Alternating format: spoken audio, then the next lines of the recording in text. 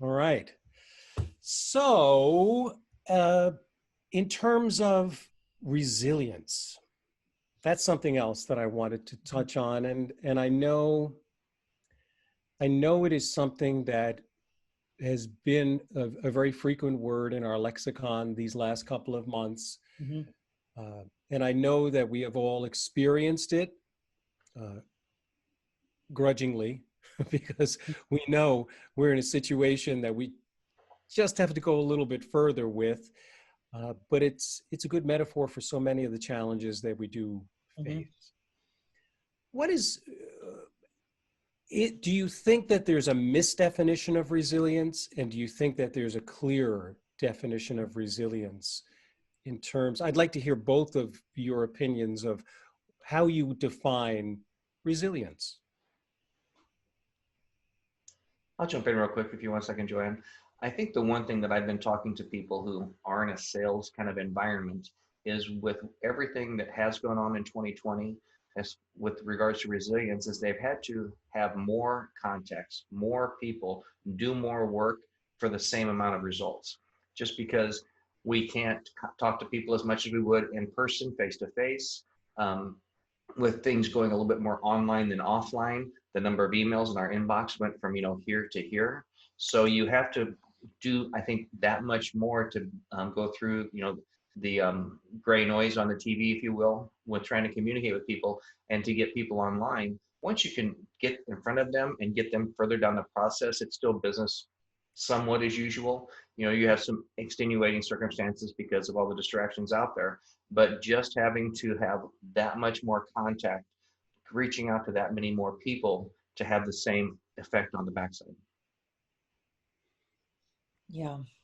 Yeah, it's such a good question, and that's an interesting example, Glenn. I mean, I think that a lot of times people think of resilience as something, it's almost that you sort of like, you build up the muscle mass and you muscle through it. And that it's this very intentional action of, building resilience and being resilient and keeping going in the face of adversity and all that. And I think that that's partially correct. But I think another, a more expanded definition, if you will, I think to your question, Paul, is part of resilience is slowing down. Part of resilience is to get to the boundary and the integration metaphor I used before, knowing what to say no to. Part of resilience is asking for help. Part of resilience is setting realistic expectations about what can be done by when and by whom. And so for me, in my practice and with my clients, resilience is about almost that sort of softening as opposed to muscling through. Mm-hmm.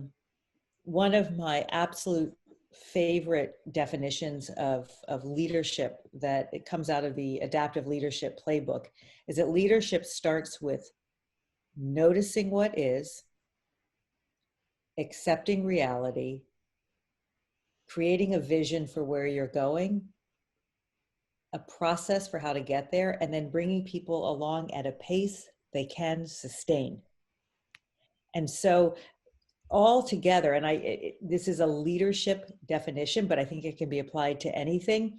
Part of resilience is noticing and accepting reality and then making decisions thoughtfully about what to do about it and where do you want to go. We've heard the word pivot regularly, at least I have. I have one team who I'm working with in Southern California where every time somebody says the word pivot, you have to drink. I mean, they've turned it into a drinking game. It's so prevalent.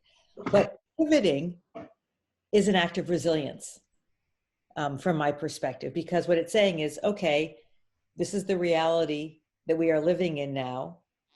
What makes the most sense given that? So slightly different take on it.